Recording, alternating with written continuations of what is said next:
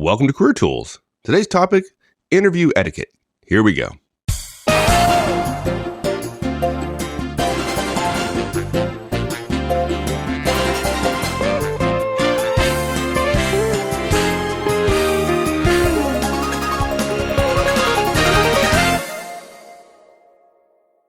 I think we've said it before, but we can admit it again. Interviews are nerve-wracking for everyone. And maybe not you, but for everybody else, they're pretty nerve-wracking, right? In some ways, it's kind of like meeting your girlfriend's parents for the first time, right? It's that feeling of desperately wanting to impress and wanting to be on your best behavior to do so. And the right behavior in those circumstances is called etiquette or manners. Yeah, manners, yeah. And fortunately, etiquette rescues us during interviews too. There's a role for etiquette and it helps. Yeah, in fact, Wendy has shared with us that Debrett's Guide to British Behavior says about manners that manners are valuable in this world for the simple reason that well-mannered people know how to set others around at their ease. I love that, right? They know how to make the world feel more civilized, a more friendly, a calmer place, and like to put other people's comfort ahead of their own. And I got to tell you, since you're already uncomfortable in an interview, right? Wouldn't it be great if you could make the interviewer comfortable, right? If you can't make yourself comfortable until you're done by doing a great job, then you might as well make the interviewer comfortable. Yeah, and I like that definition because I think a lot of folks think that etiquette is designed to make you look good, to make you look good. Exactly. And it's not. Yeah. It's to put the other person at ease. It's deference. Etiquette is about deference. And I think there are some people today that the etiquette is so much less practiced than it used to be. Part of that is the digital world. Part of that is the speed of the world. Although the world speeded up for hundreds of years, even as etiquette continued to reign. And I think in some cases, people feel like it's rules-based, and a lot of individualists, a lot of people who cry freedom say, I don't want rules. And yet, in fact, they all drive right through that green light, knowing full well that it is only a rule that keeps that other person at the red light from crossing in front of them and T-boning their car and hurting somebody. But if you take it out of the rules category and you say, I'm going to put the other person first, it's funny, if you think that and you go through a whole day being deferential, you'll discover you'll be behaving by and large as if you knew etiquette. As simple as that, exactly. Right? Yeah. In fact, the high S's of the world say, yeah, I know it. And the D's and I's don't. And it's very irritating. Okay, so the question is, how do interviews get affected by etiquette? Or put differently, how can we use etiquette to our advantage in an interview? Or put another way, what are the rules of comportment, if you will, regarding interviewing? And there are three, although really the first one, really all of them are sort of very general. And we get into very much more of a don't do this rather than do that. And the three that we recommend are don't take over the space, take a drink if it's offered to you, and be prepared to make small talk. Those are the 3 points we want to make today. We've talked about small talk a little bit in the introduction in the interview series. In the interview series, the 15 series we sell on the website. There's a discussion about introductions you need to know, current events, and so on. But small talk, sometimes people feel like that's a little bit different, and there are people in the world who don't like small talk, so we've got to cover it. And then I also want to mention one other thing, which is etiquette extends after the interview as well. And there are a couple of things I'd just like to add once we're done. Good. Okay, so don't taking over the space. I mean, that's I think that's a pretty straightforward one, but unless we explain it, people aren't really going to understand what we're talking about. I mean, to some extent, when you go into an interview and you walk into somebody's office or whatever that space is, you're walking into their home, right? I mean, you're walking into the place that they inhabit.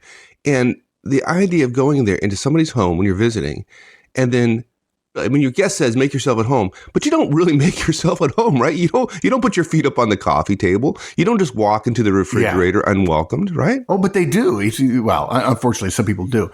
This reminds me. And they're considered rude. And of course, the people who are considered rude often don't know any better. And then when they're reminded that in fact they suggest that you're being stuffy and you're the one being rude for pointing out their failings. One of my very favorite quotes in the world is this one. It is the host's responsibility to make the guest feel at home and the guest's responsibility to realize that he is not. Right. Yeah. And I think that people in a life of ease where we have to work less hard for things, people just think, oh, they mean for me to be at home. And so I can go into the fridge and I can do this and I can get what I want. And in fact, no, that's not appropriate. The offer is designed to make you comfortable, but not truly to make yourself feel totally at home. Now, look, in this case, when it comes to interviewing, there are a whole bunch. The easiest way to do this is to talk about the negatives. I mentioned that before. So let's give them some examples of what not to do. Okay. Don't walk into the interview room, folks, and decide to sit at the head of the table. Okay. Let's be clear. The one place you cannot sit at a conference room is at the head of the table. Okay. Now I know somebody's going to write in and say, well, where would I sit in a conference room table? Well, the moment you walk in, if you're the first person to walk in, there are a couple of things you can do. The first thing is pause briefly. Okay. Don't just walk slowly like you have molasses in your veins. Pause briefly and allow the interviewer to come back around you after he or she closes the door behind you and see which chair they direct you to. Now, they might play mind games and say, well, okay, pick a chair. And if you have to pick a chair, I have two suggestions for you. First, look to see if there is anything on the table that appears to be preparation from the interviewer. Okay? If there's a pile of papers at a chair at the table, then sit opposite that one. Don't sit right next to it on the same side of the table. You might think that's personal or familiar, but it's awkward to sit at a table and then to turn 90 degrees in an interview and have your knees bumping into the other person.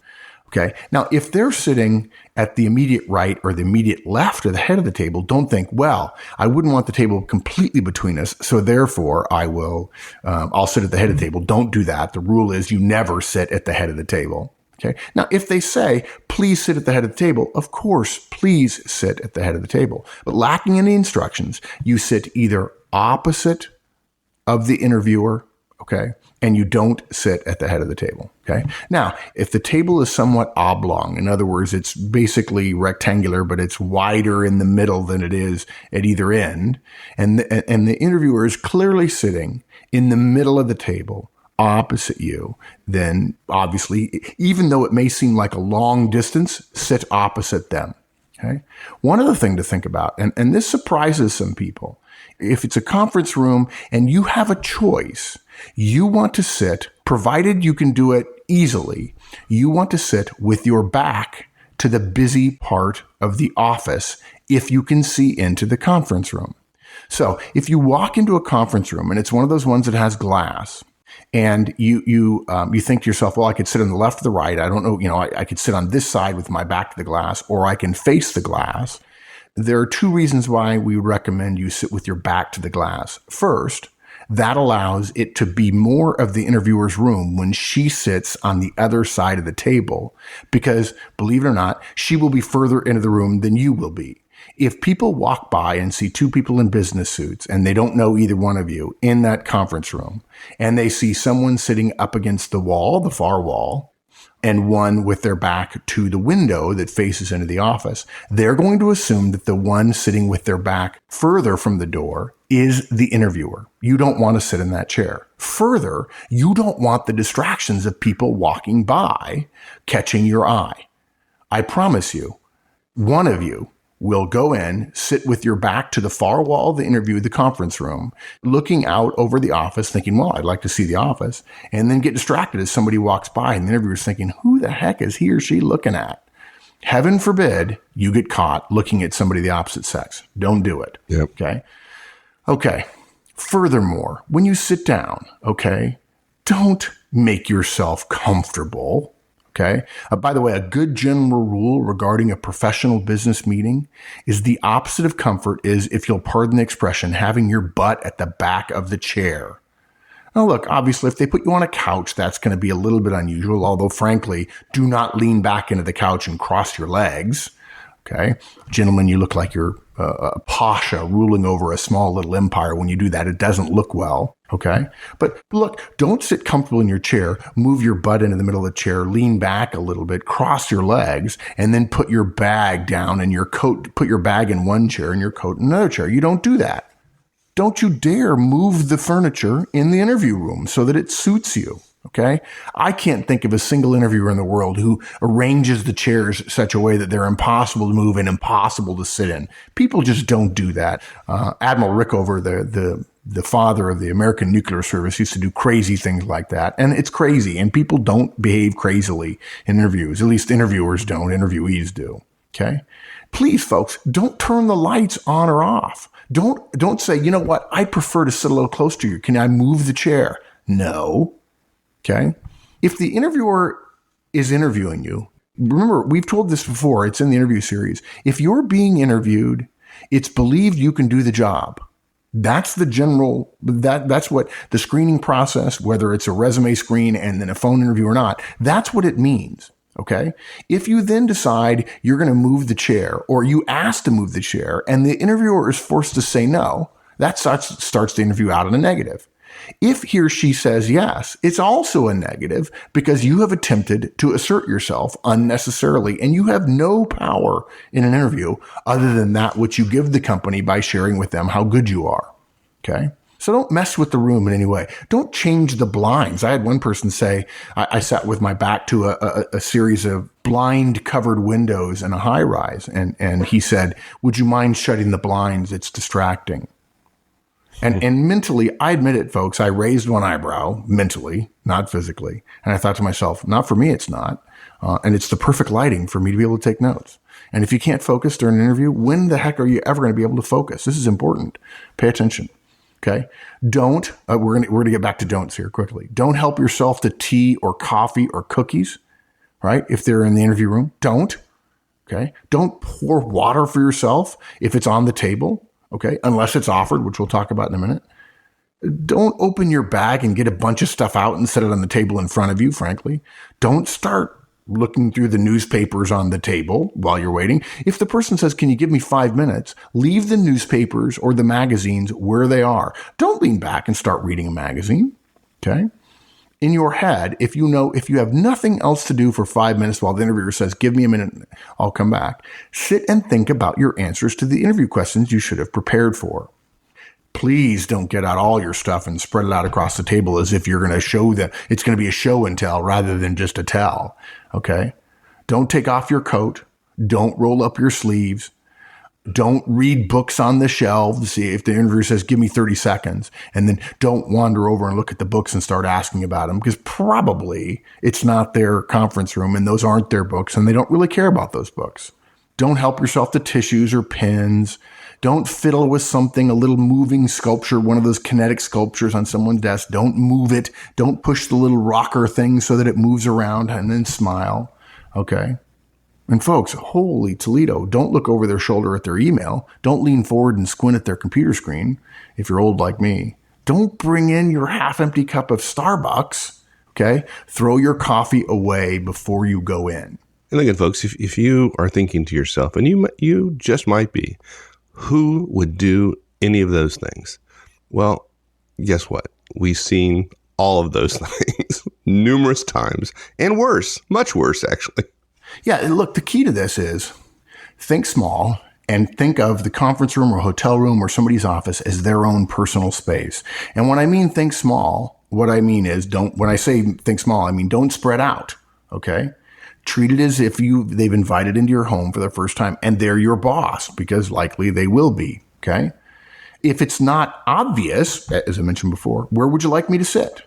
And you sit in that chair and you don't do anything more than that. Sit up straight. The easy way to do that is put your butt against the back of the chair, folks. And for many of you, that's not normal and it will feel awkward. And that's how professionals sit. Now you might say, wait a minute, the VP is all slouchy in the meetings I'm in. Yes, that's because she's a VP. You're not a VP. You are the person without power in the interview. Regardless of if you're interviewing for a VP job or even if you're a CEO, you're the person without power. The interviewer has the power. Sit up straight, lean forward slightly as well, and that will keep you from spreading out physically. Okay? If for some reason, let me go back. If you're left alone in the room, right? If you are left alone in the room, look out the window or look at your notes if you have them. Although my recommendation is sit quietly and think about your answers. Yeah, okay, sure. The hiring manager might have been stupid enough to leave his computer on with something interesting on it. The whiteboard might be full of strategy or something, but I'll tell you what, Mike, I don't know about you. I've been in offices for years with people whom I know they are working on stuff relevant to the things I'm coaching or consulting with them on, and I've never been able to understand a single whiteboard in my life, ever. Ever. I mean, I've never been able to go, oh, that makes sense to me. Okay, well, you're just not that smart. Okay, good. Well, okay.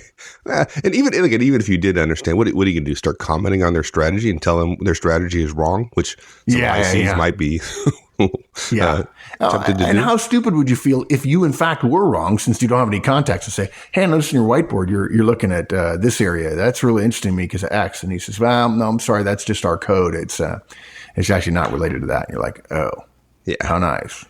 I'm a dork. It's not appropriate. It might be interesting, but it's not appropriate. Yeah. Look, you wouldn't look at somebody's diary, somebody's day planner or whatever. If they're embarrassed by what you're looking at in any way that you've broached the basic rule of it's their space, then that's not a way to start an interview in terms of them feeling uncomfortable or them wondering, what the heck is he doing? Can't he sit quietly for 2 or 3 minutes and think? Right. All right. Next. You don't take cookies or candy. You wait until you're offered. Okay. If you're not offered, folks, sorry. It doesn't matter how much you want it.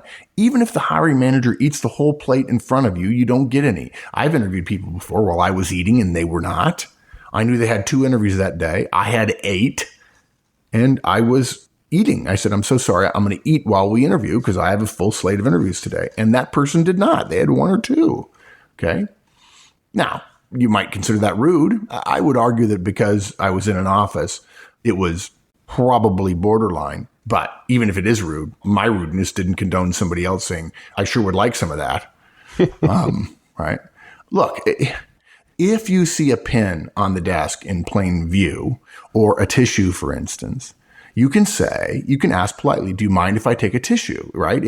If the air conditioning is making your eyes or nose run, or if you need a pen to write a note, although hopefully you have to have a pen and a piece of paper in an interview. Now, look, if it happens a lot, if you need a tissue pretty regularly, then take your own tissues with you or take a handkerchief, okay? I got to tell you, folks, we've seen it happen. People act as if the space is their own. And my particular experience with this is if you have a big enough office, and you're interviewing somebody, if the interviewer is interviewing you and they don't put you across the desk, for instance, they have a conference table or even better, a couch or a love seat or a couple of recliners or let's just say club chairs, right? In a larger office, an executive's office. Or let's say they go to the cafeteria or whatever and sit in a loungy area, if you will. It is amazing the difference you get. There is a distinct difference, in my opinion, between interviewee behavior in an office across a desk and in a less formal, more relaxed setting. Mike, has that been your experience as well? Yeah, that's true. Yeah. People just mentally, they physically relax, which makes them look slouchy, and then they mentally relax as well, which loses them the job. So yeah, exactly. It's you should be crisp.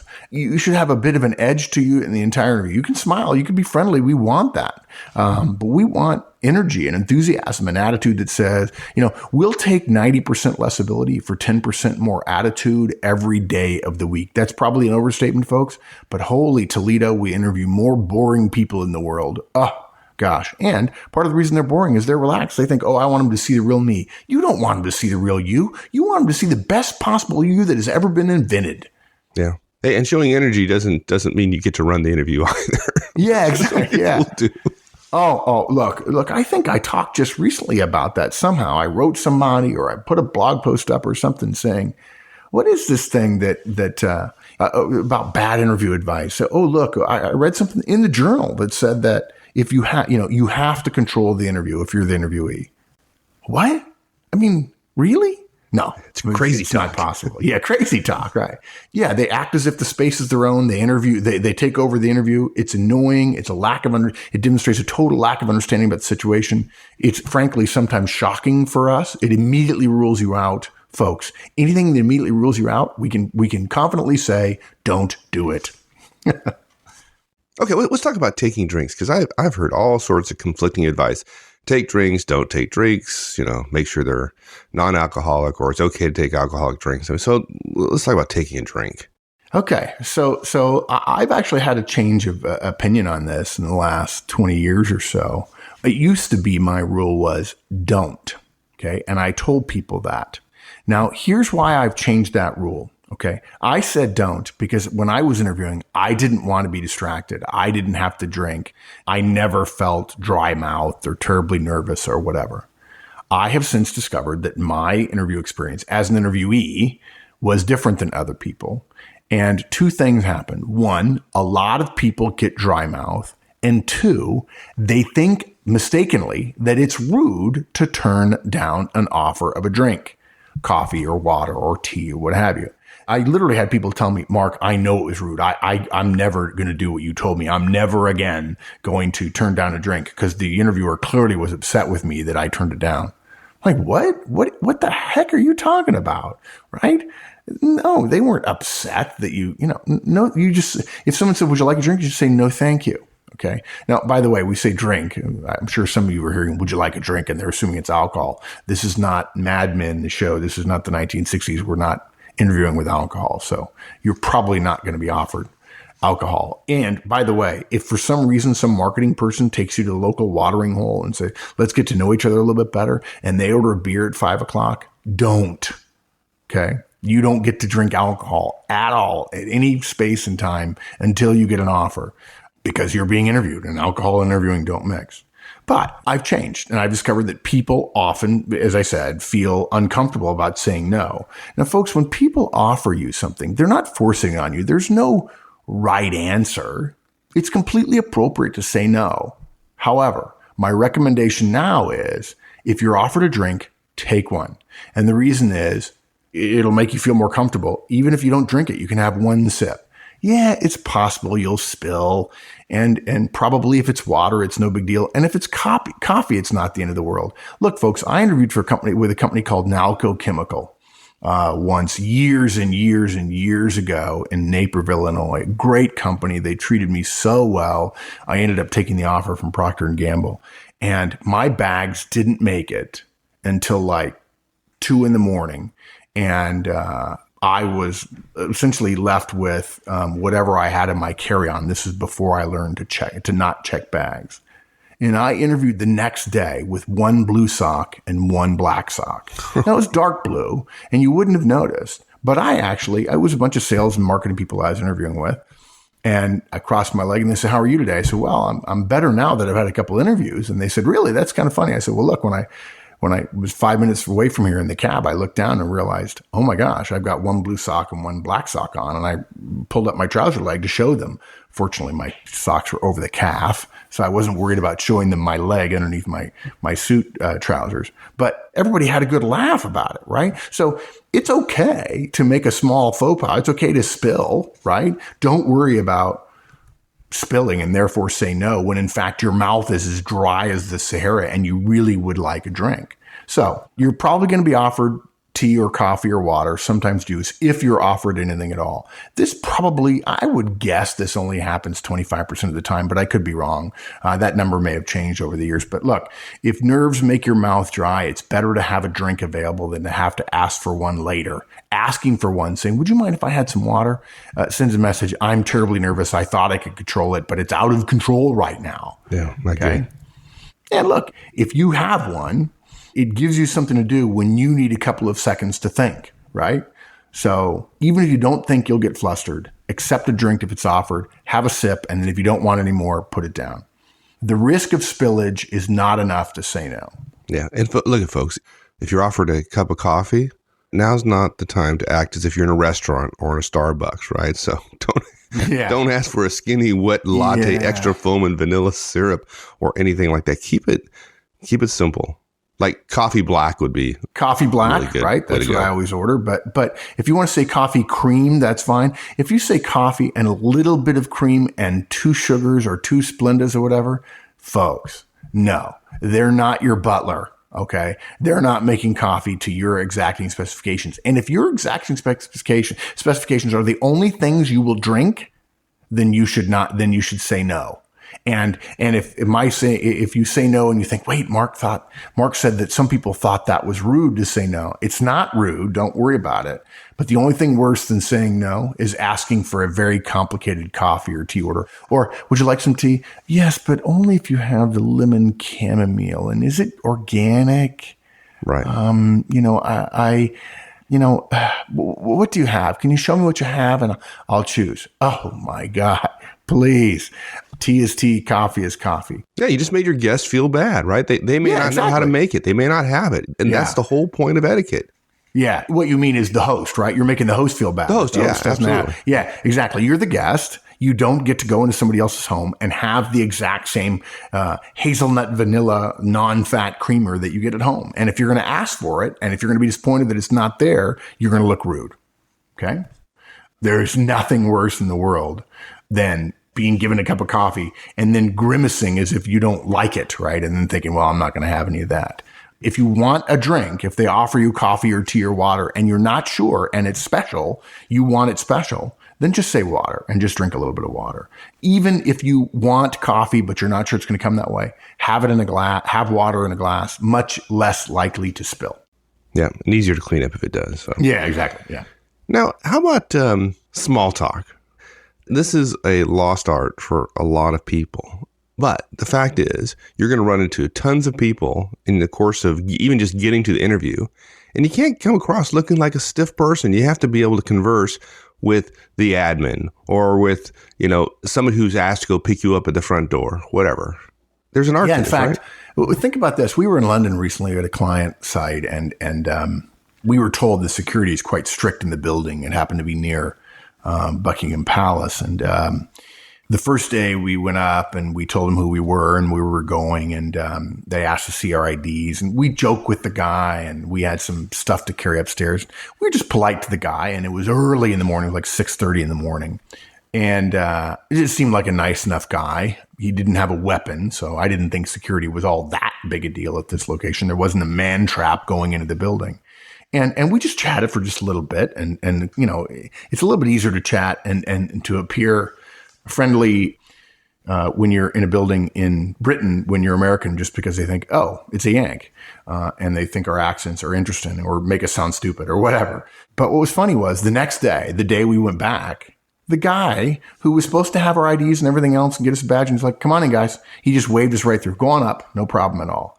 Why? Because we treated that person like a person, right? We weren't so nervous about security. We didn't think we were superior to him. We didn't act as if we were anything other than a couple of guys talking to another guy. It was no big deal. And I'm amazed that people don't know what's the rules here. What, should I talk to them or should I talk to her or whatever, right? The Queen, in fact, I use that example just because Wendy shared with me an example of the Queen. One of the Queen of England's most famous polite questions is, have you come far, right? Just because that way she finds out where you're from and gets to talk about your journey, right? As opposed to where you're from, Texas. How is the weather out there? Did you find us okay? How about the Sox, right? Or how about the Colts? Or how about the Cowboys or not the Cowboys? No, we wouldn't recommend that. I wouldn't recommend that. Yeah, be prepared to answer polite questions about socially acceptable topics. Okay. Now look, we said before in the interview series, you've got to know how to chit chat. You've got to know what's in the newspapers. You've got to know what's in the Journal if you're interviewing in the States, the Financial Times if you're in Europe. You need to know these things. And yet there is something separate about the chit chat that happens at the start of an interview as opposed to the stuff that happens before you get into the interview, which we still feel is interviewing territory, right? Be prepared for polite, non-business conversation with admins, assistants, receptionists, security personnel, other escorts, even the cabbie, right? If you sit in the back of a cab and you say, I got an interview, I'm really nervous. You tell yourself you're nervous 20 times, you're going to walk into that area, you're going to be nervous, you're going to escalate up, and you're going to be you're going to be edgy by the time you get in there. On the other hand, if you tell the cabbie, I've got a big interview today, really excited, looking forward to it, going to have a great time. And then they'll probably say something polite or they'll be a jerk. And if they're a jerk, you can say, well, that person's a jerk. But they may say, hey, good luck. And you've already had one person in a city you've never been in before, probably saying good luck to you. Now, just like the phrase, how are you, where you don't tell someone about your indigestion, right? This is not an opportunity to discuss your disgust at the city's approach to highway construction, or you wouldn't believe how bad the traffic is. You're not going to talk the details of why the 4-3 defense is better than the spread offense, or whether good pitching defeats good hitting, or the other way around, or the constant rainy skies made you feel depressed on the way in. It's a polite question. And by the way, we have a podcast about how to have conversation. It's a bit like a tennis match. I won't go into it now, but you answer with a comment and then you ask a question back. So a polite question requires a polite answer. And that means an answer which won't make your questioner uncomfortable. It's a bit better than yesterday, or yes, thank you. The information you sent was very helpful. Let's hope this season improves, or next year we're going to be better. Looking forward to it. And at that point, I could go on for hours about polite conversation, that it seems like there are plenty of people who can have polite conversations but can't interview, and people who can interview but can have a polite conversation. Polite conversations are not that hard. We have a cast about polite conversations. Answer the question that's put to you and send the ball back over the net with a question in return. And do it with a smile on your face. Don't act as if that person is engaging in chit-chat before the really important part of your day. How do you make people feel important? You treat them as if they're important. You listen to their questions. You respond to their questions. You don't say, "Oh, I'm sorry, I didn't catch that." Okay. You don't ride up the elevator, getting ready for an interview with someone. Don't not say a word to them. Get out of the elevator. Ask, "Hey, can you help me find Bob Smith's office?" And the guy sticks out his hand and says, "Well, I'm Bob Smith. Follow me." You're like, "Oh, what an idiot. I just ignored a person 2 feet from me in the elevator, right?" Don't do it. Be a polite person. We've said this before, right? We've talked about politeness as a professional. Part of being a professional, being professionally mature, includes social maturity, intellectual maturity, emotional maturity, and industrial maturity as well, knowing your business and so on. And that includes graciousness and kindness. It means helping someone else. It means giving up a cab if you're not in a terrible hurry. It may sound terribly old-fashioned, but if you're sitting down on an airport tram, getting up and offering your seat to someone else who's with kids or has lots of bags or is elderly or whatever the case might be. This is just common sense. And I'd be willing to bet you there's at least one person out there with a story about how their first 5 minutes when they were interacting with people who weren't going to be the decision maker, right? That's the distinction people make. Well, they're not a decision maker, so therefore I don't really have to talk to them all that much. I don't have to be nice to them. That 5 minutes with a non-decision maker, treating them with respect and dignity, just common courtesy and kindness, caused them to have an offer when they might not have otherwise, just because the culture of the company was polite and nice. And yeah, the interview wasn't great, but boy, everybody loved this guy. He's a sweetheart. And apparently I need to interview him again because, he didn't do that well in the interview. And then he's relaxed in the second interview and I get to know what I really need to know. Yeah. It's not terribly complicated. So look, folks, don't take over the space. I know we told you on a lot of what not to do's, but it's not terribly hard, right? Be polite. Take a drink if you're offered it. If you have a complicated order, then just choose water. And don't forget, be prepared to handle chit chat and be prepared to answer the question, have you come far? And if you get to interview with the Queen, we want to hear about it. Yeah, I'd love to. All right, my friend. Thanks, partner. Thank you. Bye. Thanks for joining us, everyone. We'll see you next week. In the meantime, have a great one. So long.